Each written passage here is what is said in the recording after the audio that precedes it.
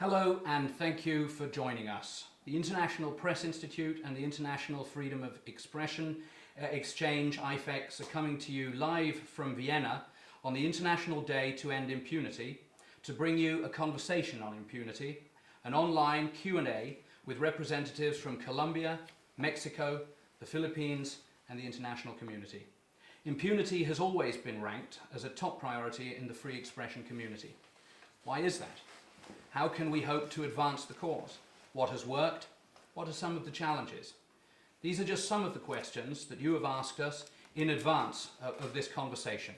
Now is your chance to hear the questions you have asked answered by our experts who are assembled here tonight, and to hear a little bit about what it is like to be a journalist in some of the world's most dangerous countries.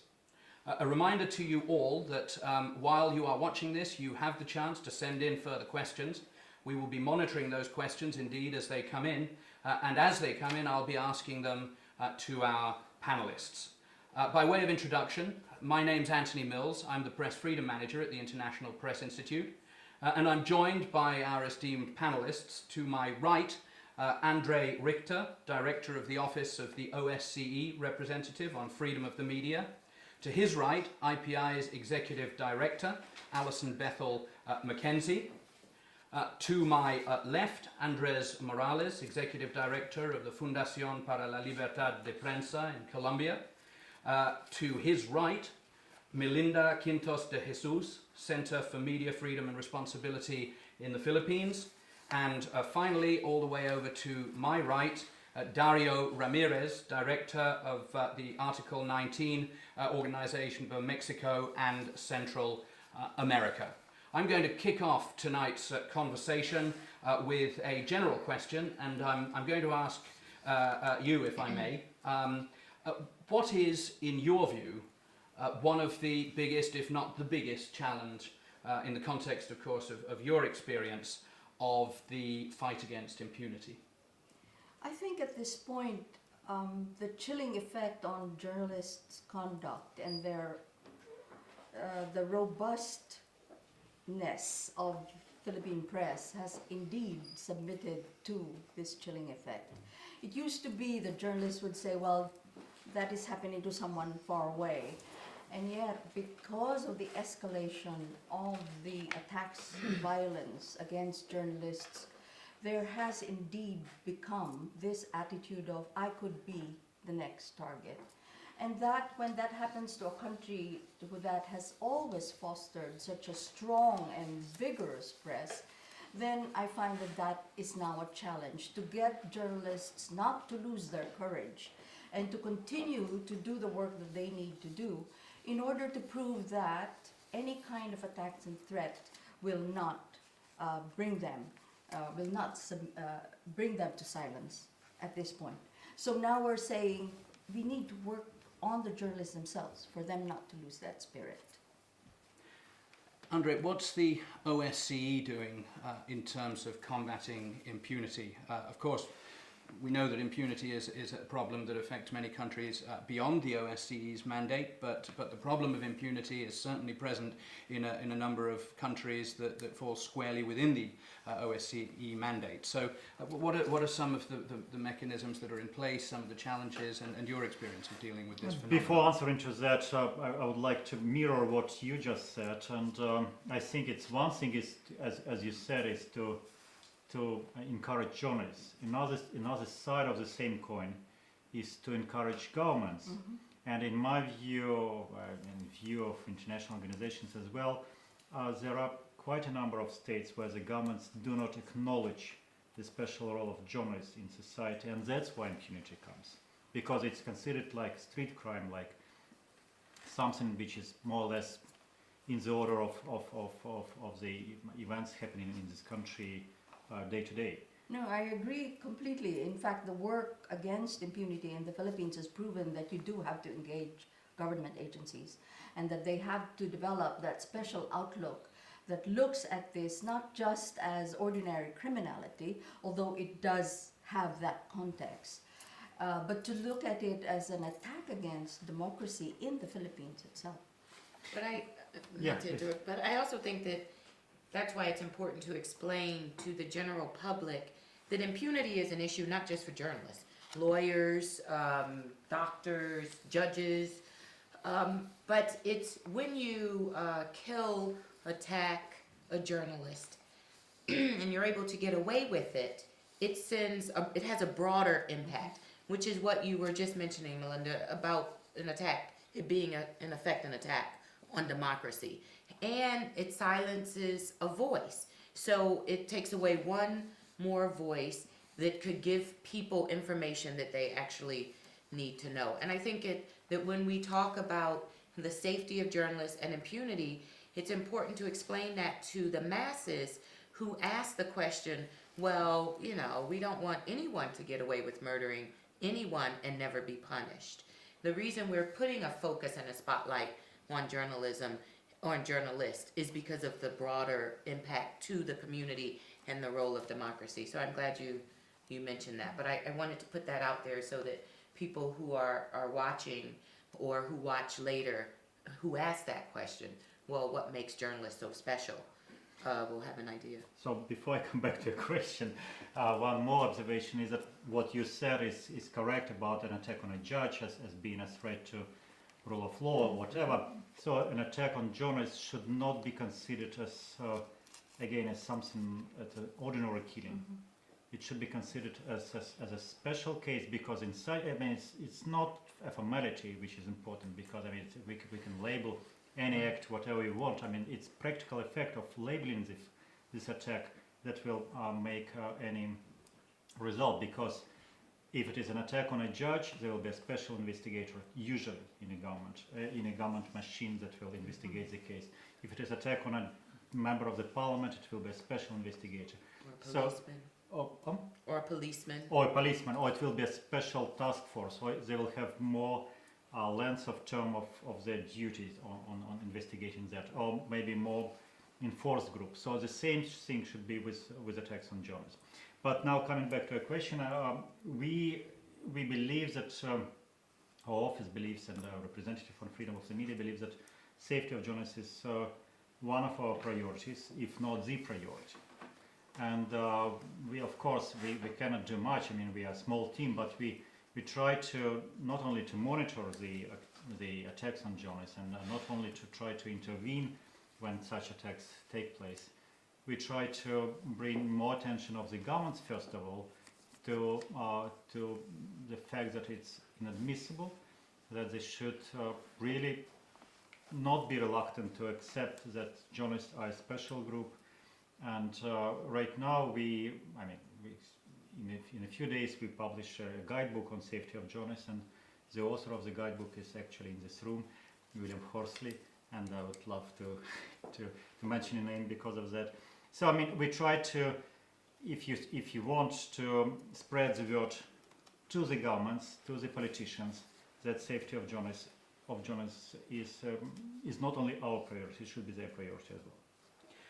Andrés Morales, Colombia, an example of a country in which, as I understand it, there has been a program that has been implemented to combat impunity. It's a country that was extremely dangerous for journalists, remains very dangerous for journalists, but where there has been some degree of success.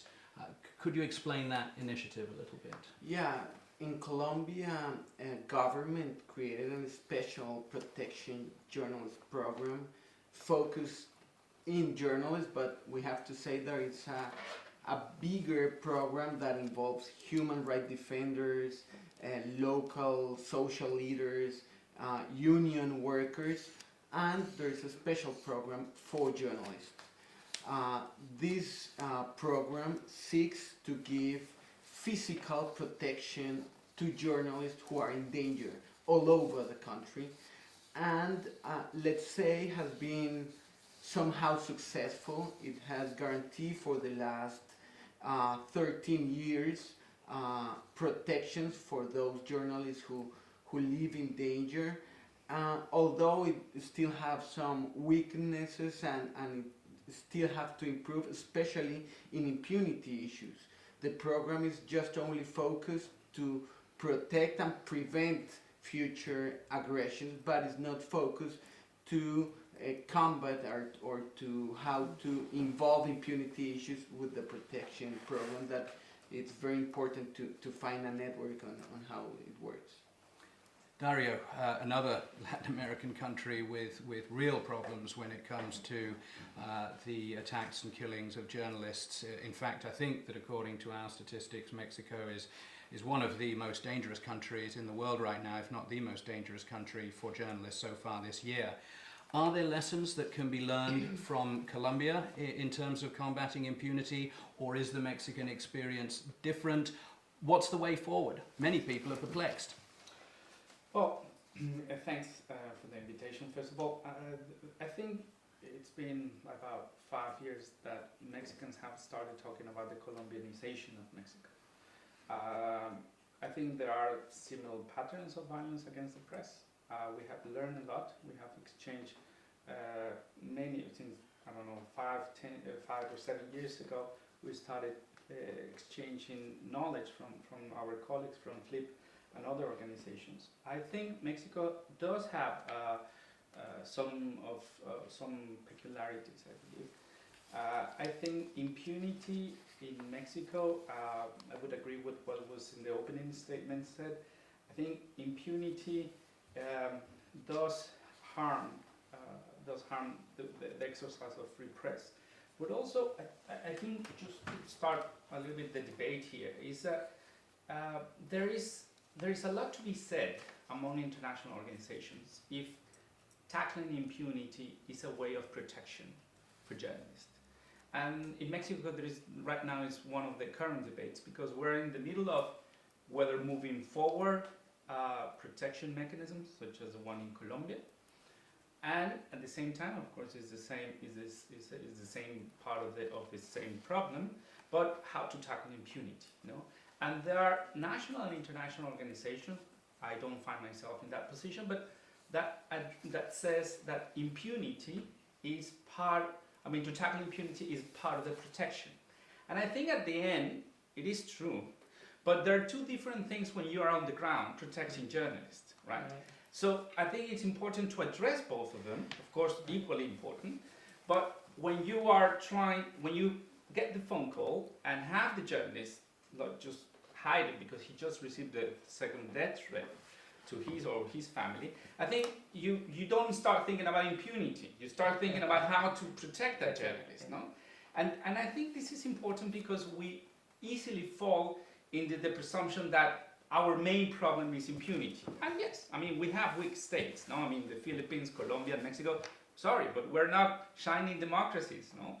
And so, but this is these sorts of states, such as the ones present here, are really our main challenge as a global community, where we have some democracy institutions. I mean, if you see Mexico, we have institutions for almost everything, no? To protect democracy. And I think that's very important. But why those institutional democratical institutions are not addressing this global or this more global context of impunity? I think impunity, the bottom line is state responsibility, no? And we do not. I mean, we need to be very strong on that. Addressing state responsibility is the only way, in my view, to combat impunity to its roots. No?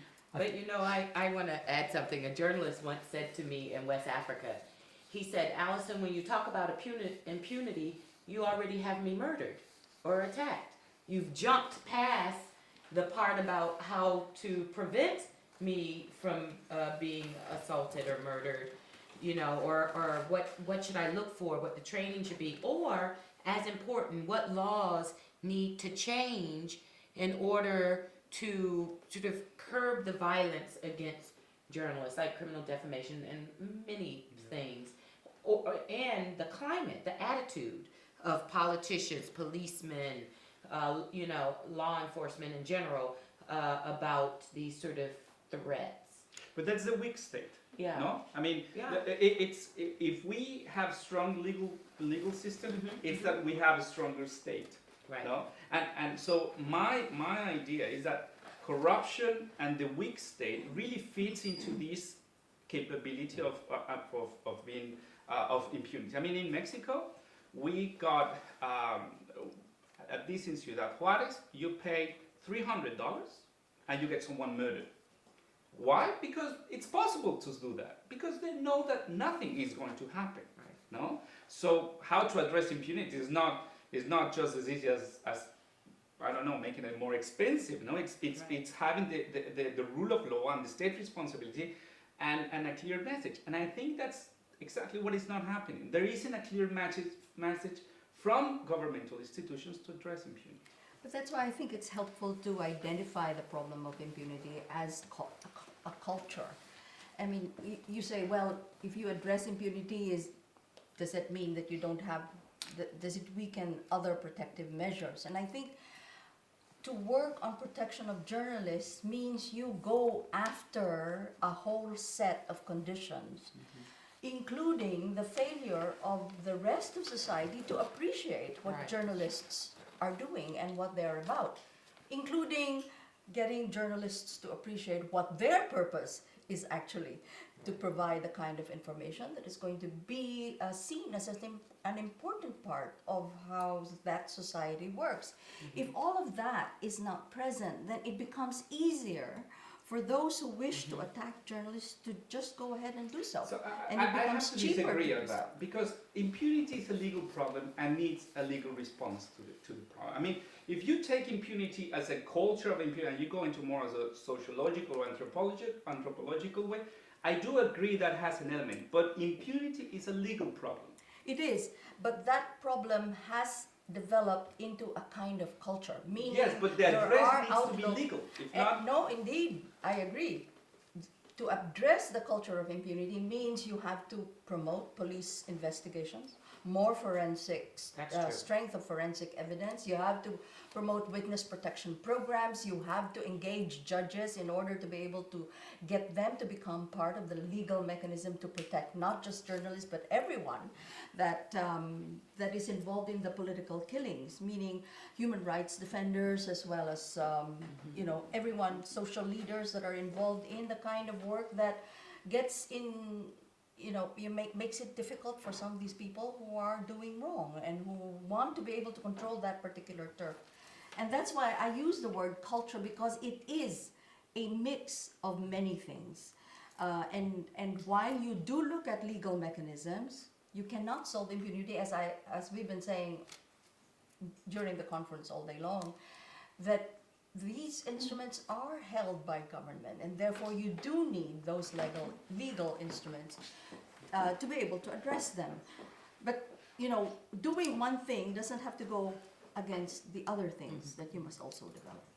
She makes a good point about the police, though, because while it is a legal problem, before you can get to that stage, you have to deal with the police. You have to get them to care or really sort of want to investigate it, and of course then you have but public. that's legal. That's, I mean, sorry, but it could have other effects, and I agree completely about the culture. That I agree, but I'm just trying to go to really the core element of impunity, and I think it's a legal problem and it's a legal. I mean, if a policeman can hit, kidnap, harass a journalist, it's because there are no legal sanctions to that activity. And there is no debate about that. Yeah. No, and that's why I'm saying it's not that it doesn't have repercussions in other Right. parts of our society. Of course, maybe that's exactly why I just wanted to stress that perspective, because then we start losing. I mean, especially maybe I'm talking for Article 19, a watchdog on legal framework. You know, maybe others can address other things. No, in fact, much of the work that we've done has involved engagement of lawyers, because the lawyers defend the killers. They are part of the legal system that works both on the prosecution side as well as the defense side. And for them to also appreciate that when they abuse the rules and regulations of court in order to be able to get an acquittal of that criminal, Yeah, but Melinda, that's the job. then we do have a real problem there, Yeah. because they are doing the things that are legal to defend their clients. And if they have powerful clients, or clients who are sponsored by powerful people, then you have what I call a culture that you cannot go against. That's why I'm saying much of this discussion we need to actually recognize that you can't do just the one thing. You have to do many things, including the education of everyone else to understand how this is such a cycle that goes on and on. Since this is an interactive conversation as well with our viewers, I'm going to introduce a couple of questions that were submitted to the panel before the start of this conversation. And I'll maybe ask a couple that I have here before me. Any of you feel free to answer whichever of these questions you feel best able to answer. The first is from Theodros Arega, former Ethiopian TV reporter and producer, who asks, don't you think it's a bit naive and an understatement to say end impunity while major political players from the US to China, from Russia to Norway are putting national interests first at the expense of helpless, voiceless Ethiopians, Yemenis, Eritreans, Bahrainis, Rwandans, Chinese, Tibetans, etc. We're talking a global level here, national interests. Andrei. I don't think the question is really up to what we discussed, because global geopolitics or the role of different states in the world arena and the dominance of one state over another state doesn't involve or cause or brings effect to impunity of journalists. I mean, we can speak about different level of protection of human rights in one country as opposite to another country, but none of these elements, none of these facts will help increase impunity or decrease impunity. I don't think it's relevant. May I suggest in that vein, though, that there is the possibility, I mean, some people might argue that, and maybe it's my interpretation of this question, that it is the role of international organizations and even member states of organizations and indeed individual states to raise the issue of human rights where appropriate, and impunity is clearly a human rights issue. And I think the suggestion is that countries are falling short here, that they are putting their geostrategic interests ahead of the need to raise issues related to human rights. It has always been like this. It has always been like this with interest of oil and gas and whatever, gold in the past, salt, which was much more important than uranium, than human rights. That's true. I mean, we don't discover America here. I would like also to add to the discussion which was before about the role of law.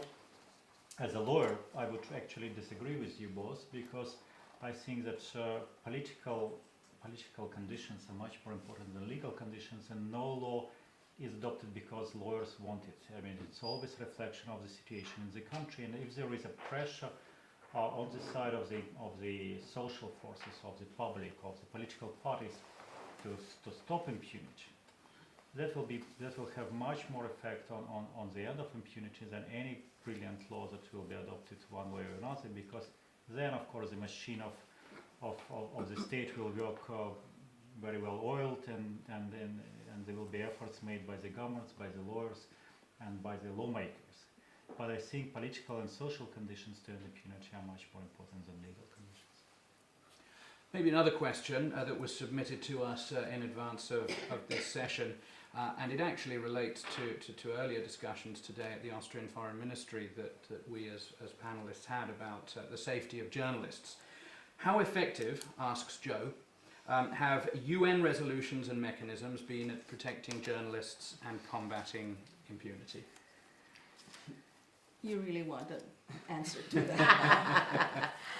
I think it was voiced in the discussions earlier that the UN resolutions don't have any life because people actually don't even get to know about them, and that there needs to be a greater effort, I think, to do precisely that, to raise public awareness about what these resolutions mean, and that if you are among the member communities, and there are very few who are not, that then you have to, live up to that promise of that resolution.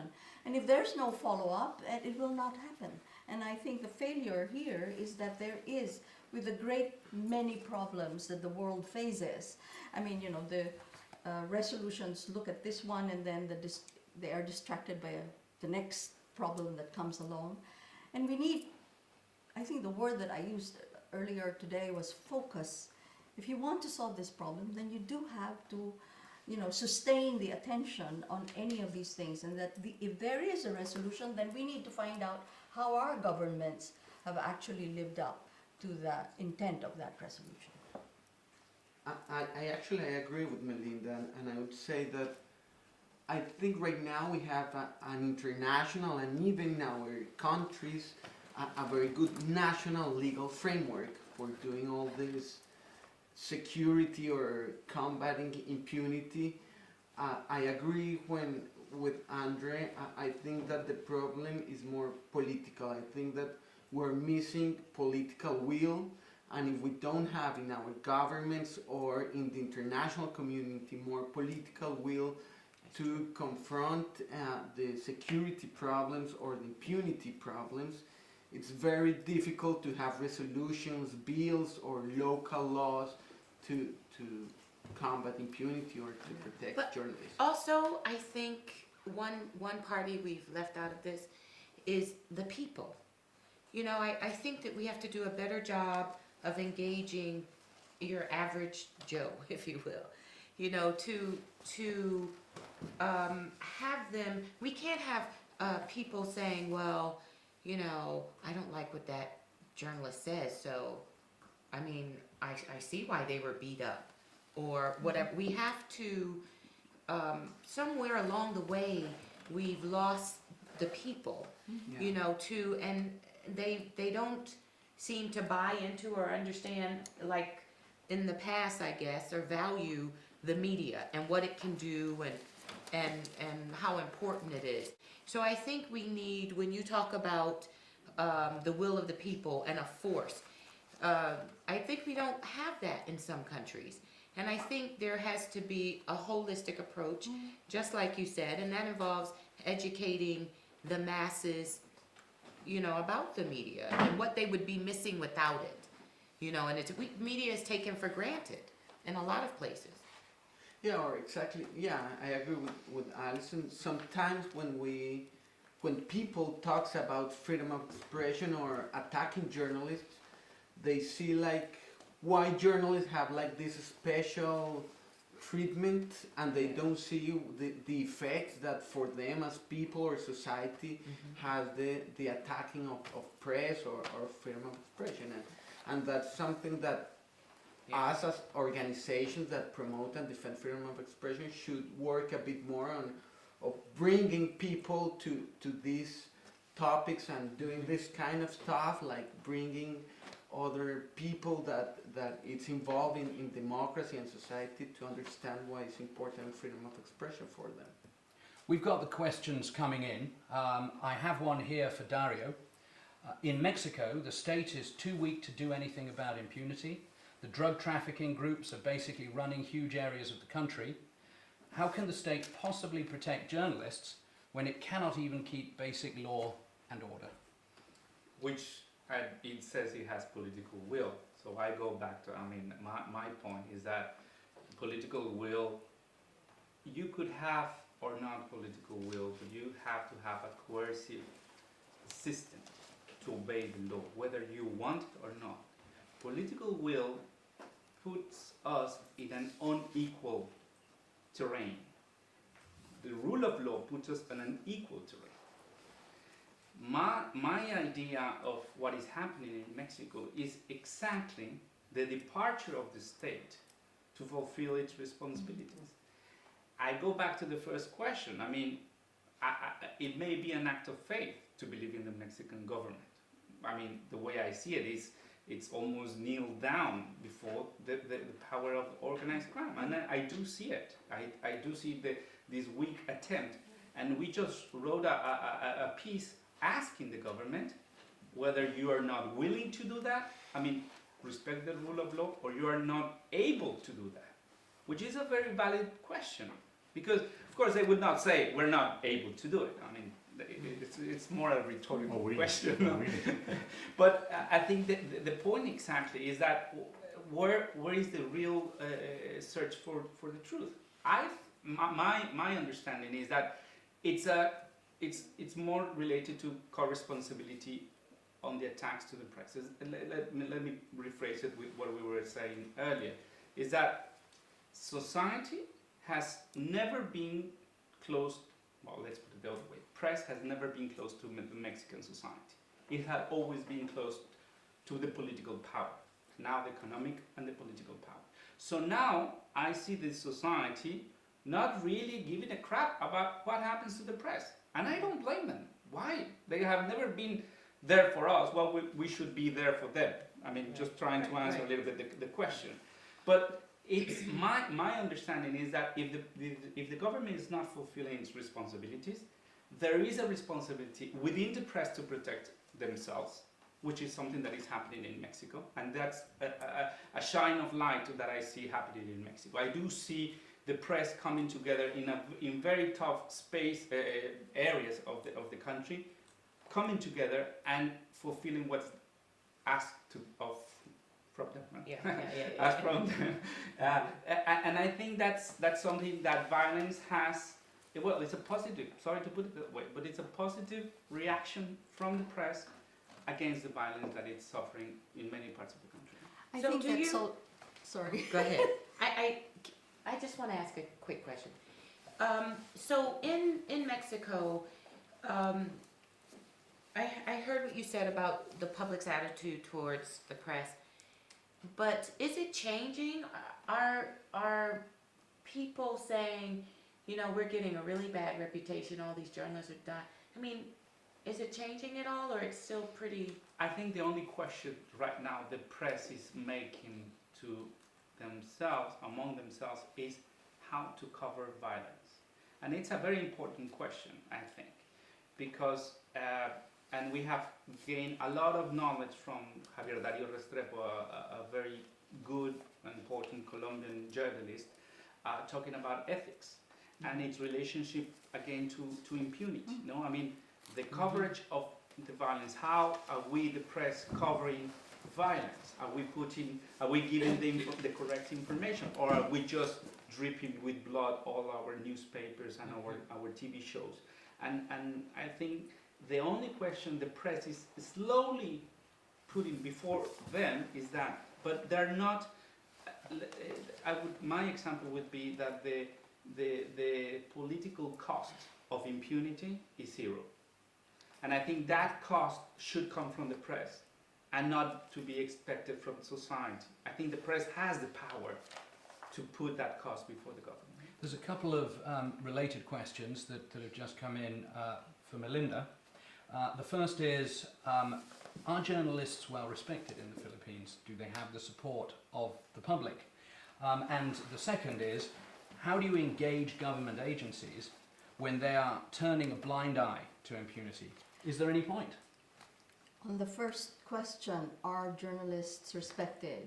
I mean, journalists constitute one of the most powerful and influential communities in the Philippines. So they become so popular, especially in the broadcast media, that they can then move from journalism or a career in the broadcast media to run for elections. Yeah. And they will win, and they have won. And so there is a internal contradiction. You have that powerful sector, and yet in many areas on the local level where the powerful journalist gets pitted against the powerful local officials and the police, who then work under these local officials, that clash generally reduces those journalists to absolute victimization. And this is what we need to educate the public about in the Philippines, that there are these two levels at which the press functions. At a very powerful level, they are untouchable, but in another context, in many parts of the country, they are not paid well, And while they may be listened to in the media, if you are in radio and gain that kind of popular following, it doesn't mean that they're not vulnerable. On the why do we engage government? Because we know that there are many communities within government that would like to do the right thing, and that they must feel that they are also sharing this solidarity with huge, the larger community outside. And the dialogue that we've started has actually identified quite a number of strategic points. And if we have this more consolidated view of how to work these things out, then I think we might develop a kind of political strategy or mechanism with which to try and stop attacks against journalists. And I will not give up on it, despite the fact that we say there is a lack of political will, there is it is too difficult a problem for us to actually work on, and that there are many other problems to look at. You have to keep chipping away at that issue of agencies not doing what they are supposed to do. Andrei, you come at the whole issue of engaging governments from the perspective of an intergovernmental organisation as opposed to the NGO perspective. What is the trick? Is there a trick? How do you engage governments? I know that there are some examples of positive and really welcomed results of OSCE engagement. I think in the case of Russia, for example, we've seen a decriminalisation just now of defamation, albeit with very serious other problems remaining. But how do you go about engaging with governments? What are some of the challenges, and what are some of the recipes? Well, I wish I knew the recipes. Well, engagement is very important. It's crucial in a way, because in many cases the governments simply don't understand, don't acknowledge reasons that are widely spread or well established in other countries.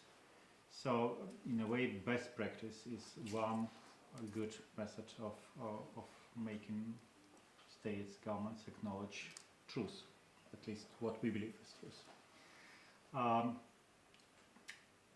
And I think it's probably the most effective one. As to the second part of your question about Russia, as a Russian, indeed, I felt proud several days ago when the Russian government not only decriminalized libel and defamation, it also made addition to a very rarely used article of the criminal code, and added part 3 to this two-part article, which said that any attack or any threat of attack on a journalist or a member of a family of a journalist, if connected with the professional activity of a journalist, will be punished by forced labor of up to 5 years or a prison term of up to 6 years, which is quite strict new regulation. Now, in the case of the OSCE, of course, the OSCE is not able to pass binding resolutions, but does have certain avenues of pressure, is maybe one word. How does one step up the pressure, as it were, if initial approaches are not yielding any results? OSCE, unlike all other international organizations, works on the principle of consensus, which is both very hard to implement and very easy on the other side to implement principle, because once enforced, you cannot say I voted against it. You were for it. And so the major documents are adopted by OSCE at annual meetings of the Ministers of Foreign Affairs or at summits. Summits take place very rare, but ministerial meetings take place every year. This December there will be a ministerial meeting in Vilnius, and we hope it will discuss ministerial decision on safety of journalists. And this resolution comes from the chairman in office, the Lithuanian is the chairman in office, and they try to make consensus on the basis that journalists are indeed a professional group that implements and has very important social role in every society in OSCE, and the governments should adopt concrete steps in order to protect journalists. And even that simple and matter-of-fact language It has some problems in some of the participating states of the OSCE, but we hope that this resolution will be adopted.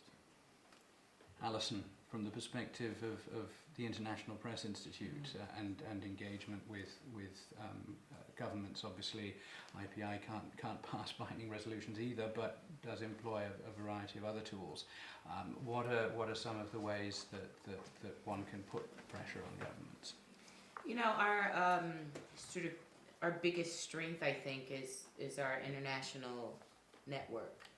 So we have members in more than 120 countries, and some of them are very large, and we have committees, and some of those committees are really large and very influential because they are made up sometimes of government officials like ministers of information who really believe in the issue of press freedom and changing laws like repealing criminal defamation, and really very prominent journalists. So we use that network to put pressure on governments to, like Melinda said, do the right thing.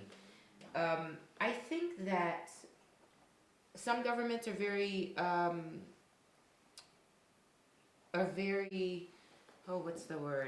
some governments will change or at least listen to you because they're influenced by other governments, and they're looking at the status of their country, where the money's coming from, because at the end of the day, it's about money and your political position, really. So if we can influence that or impact that in a negative way, unless they do the right thing, then we can have governments will sort of listen, which is why we really engage at a high level Western countries, because of the amount of influence they have, the UK, the United States, and the fact that they used to have a lot of territories, and so they have relationships with a lot of countries, particularly like in places like sub-Saharan Africa. So we engage them as well. So while we will deal in Mexico or Colombia or talk to the governments there and the key players there, members of the judiciary, we also put the same sort of pressure on Western governments, because I firmly believe that if the NGOs do not, and civil society do not get these Western countries on board, we will not succeed. We simply will not, because I believe that pressure has to hit you in the pocket, and I think that with having the United States, UK, and some other countries, other parts of Europe on board and really putting pressure on some of the countries that are the worst offenders when it comes to safety of journalists, then we've succeeded.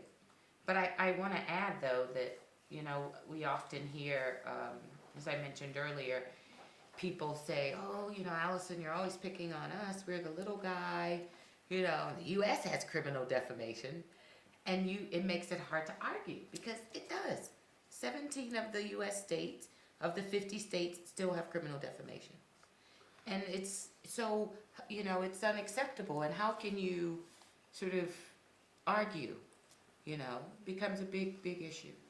I'm seeing a question coming in here that also relates to an aspect of impunity, which is, of course, where impunity is firmly embedded. Years and years pass after murders of journalists, and this question is coming to us from someone identifying themselves as Elizabeth Sutton in France, who I am told is the sister of a journalist who was killed in Afghanistan. And the question is, do you think that after 10 years it is possible to find elements to punish assassins in Afghanistan? And I broaden that question out to what appears to be the concern that as the years pass, yes, there may be positive results going forward, but what about the thousands of journalists who have been killed in the years that have come before us? Are they to be consigned to history as unsolvable? How far back can justice reach? I hate to say this, but I believe that it is unlikely that those who murdered journalists in the war will be brought to justice, unfortunately. Unless, of course, they murdered a lot of other people and the journalist happened to be one of those. But in Iraq alone, 150 journalists, these numbers are 2009, 150 journalists were murdered. 98 of those, 150 media people were murdered. I shouldn't just say journalists because I want people to understand that they're radio, television, newspaper, and some online journalists. And 98 of those were directly targeted and not as part of, like, blown up in a convoy, but were directly targeted and assassinated because of what they wrote or whatever. And the others were in the line of duty. That's a lot of journalists. You know, maybe people say, oh, 150, but that's more than what's, you know, worldwide. Granted, it's in a 10-year period, from the beginning to the end of the war, not 10 years, but it's a lot. And I don't know that the person, the assassin who walked up to the journalist in Iraq and shot him in the head will be brought to justice. You have the situation we talked about earlier where even if there is a civilian witness, it's unlikely that they're gonna go and say, you know, Bill did it. And I don't really know that any government, and these figures are for all journalists in the world who were covering the war, from all countries. I don't know if you could have a situation where the countries come together and actually go to look for the murderer of these journalists. So Miss Sutton, it's really a terrible thing. But I don't know. I guess my answer is I don't know. And that I do think that it is kind of unlikely. I just want to say that unfortunately this is not only a problem during war. Mm-hmm. In Colombia we're having this kind of problem that is mentioned in this question. All the murders that occurred during the beginning of the 90s, for example, the Colombian criminal law allowed the state to investigate during a period of time. It has 20 years to investigate. If it doesn't investigate during that period, the case gets into complete impunity or has to go to an international court, to Inter-American Commission. And that's the problem we're facing right now. In this year, during 2011, 9 cases complete these 20 years of the time that justice has to investigate. So, and it's right now the problem we're facing. Probably during 2012, 13, it's going to happen with all those cases all of those murders that occurred 20 years ago. But I have a question for you as a lawyer. They have the war crimes tribunals, and it was mentioned, and I'm thinking specifically of what happened in South Africa years later, more than 40, 30, years later. It had been suggested earlier today that if we had a similar tribunal, like a tribunal for the media, then in that case we would be able to, I'm sure it depends on how it's set up, but hypothetically, one would be able to bring to court. Yeah, I was about to say that. Of course, the question from the sister of the killed journalist is basically a rhetorical question. Of course, we cannot know whether these killers can be found. But I think that what we can say is that during the war, it's almost impossible to find killers. It's almost impossible to bring to court or to justice any of the perpetrators of the law. But all wars end. And as we know from the history, after the war ends with winning of one side or another side or just armistice, there is always a tribunal which will either put on the trial these real criminals, war criminals, and those who helped them to commit crimes. And there is no major war which was not followed by such justice, in one way or another. So the hope is for the end of the war in Afghanistan, and then, of course, there will be more hope to find all those who committed huge crimes in this country. But they won't be divided into journalists. They won't be divided into journalists, but exactly. I mean, the victims, there won't be the a victim, special- the victim. yeah. Oh, yes. And Right. there is another part of the problem is that, according to international humanitarian law, for example, you cannot attack medical workers or medical staff. So maybe it's an avenue to protect journalists during the war, and there are several international resolutions to this regard, to consider journalists as people almost equal to the medical doctors who cannot really be attacked during the war under any circumstances, under any sort of war, civil war or intervention or whatever. Darío, I think you had a Yeah, I first of all, I think we're also should say that someone benefits from impunity, and that's also why it's there and why it's so strong, especially in our countries.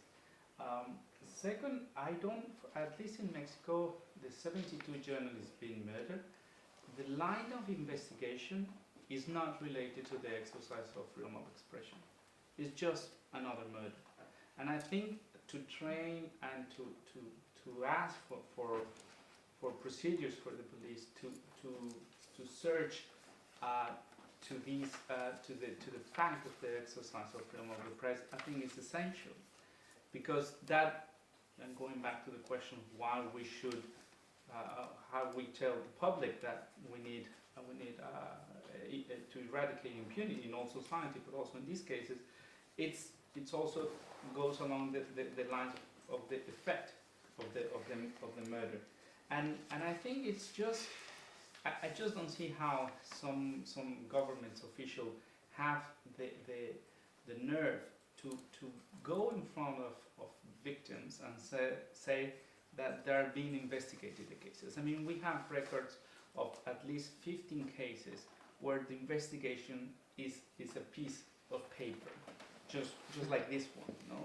And then you go to the family, to the wife, to the kids, and I don't know where they get the nerves to say that, oh yeah, we are fulfilling all our responsibilities in terms of freedom of expression. I mean, at the end, we talk about journalists as a very abstract figure, and there are families behind those cases. There are families that suffer a great deal of pain because of this impunity. Because at the end, it's a continuous crime, no, for that family, for those colleagues, that sends a very negative message to society, no, going back to the social level of that. We're running out of time. We do have time, though, for one last question that has been sent in to us from Richard. It says, panelists, you have outlined the legal mechanisms, but what advice do you have for journalists who work in these countries on the ground? In the absence of sort of immediate solutions, what can journalists do on the ground? What is required on the ground? I know that earlier today we spoke about the need for safety training and protection on the ground. We have a few minutes. One or two of you jump on this question. What can be done? I would like to give my seat up to someone who can answer that question very well, because he's head of the International News Safety Institute. And I think, because they do training for journalists, with journalists, he should be able to answer that question. I don't think we're going to have the time to do that, Okay. unfortunately. I know That's exactly why unfortunate. you suggested it, Yeah. because the International It's News Safety unfortunate, Institute and Rodney Pinder do an enormous amount of work to promote precisely that, the safety of journalists on the ground, keeping them alive on a day-to-day basis. And I know that that's a topic that came up today in our discussion. So thank you very much for pointing that out. But what I will tell you is what I used to tell my reporters. When they were working on investigative pieces, we had rules. They had to tell us, I mean, someone always knew, the editor, who they were investigating, who the source the source who was not going to be named was, and where they were going. And in some cases, if the story was really hard story, they would go in groups, you know, always with a photographer and maybe another reporter. The reporters, of course, hated that because sometimes they get a scoop and have to leave at like 10 o'clock at night from their house, you know, but they always were required to, you know, sort of check in. And it was harder then because we didn't really have like cell phones like that, or the cell phones were this big, and so the people would see you coming with like this thing on your head. So that's one of the things we would do. I'm going to cut you short. We're almost out of time. I'm going to give the last word to Darío because of the position of Mexico right now. It's right there. You have about 30 seconds to a minute. I would sum it up in one word: prevention. I mean, to minimize the risk, you have to prevent what are the risks and take the necessary time to think how to engage. I mean, it's a risky profession, and that's the reality. If you want to be risk-free, don't be a journalist. If you want to be a journalist, you have some risk endemic to the profession. Right. But I think prevention, and there is a lot of documents. I mean, a quick research in the web could really give a lot of bibliography on the matter. Darío, thank you very much. Thank you very much to all our panelists. A special thank you as well to everybody who has been watching this and indeed who sent in their questions in advance.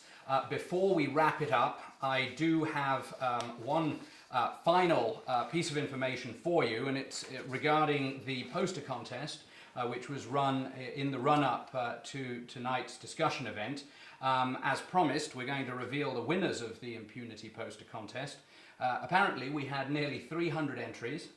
Based on the poster's popularity, its originality, and its relevance to the issue of impunity, I and all of us, for that matter, are pleased to announce that the third place goes to Michel Flunger of Germany, if you're watching. Second place to Stefanos Michaelidis of Greece. And the winner of the poster contest is Jamie Javier of the Philippines. So thank you very much for all of your entries in terms of that contest. Please do check out our live blog as well as the International Day to End Impunity website to see the winning entries. Thank you very much again to all our panelists for participating, to the poster entries in the IFEX contest, to all of the viewers who submitted questions in the course of this discussion, and to those who submitted questions before it. Sorry we couldn't answer all of them. I think we did have an invigorating discussion though. Thank you very much. Thank you. Thank you. Signing off.